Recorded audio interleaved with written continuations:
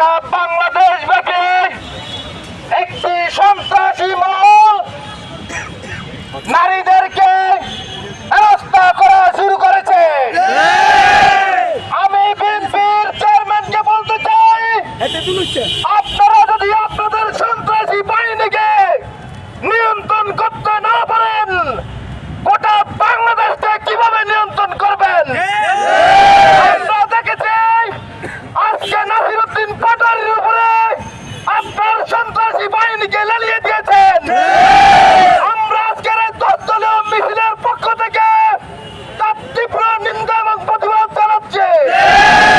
নির্বাচন কমিশনকে সতর্ক করে দিয়ে বলতে চাই, আপনারা যদি সুস্থ পরিবেশ তৈরি করতে ব্যর্থ হন, আপনি পদত্যাগ করুন, নতুবা গোটা বাংলাদেশের সাধারণ জনগণকে সাথে নিয়ে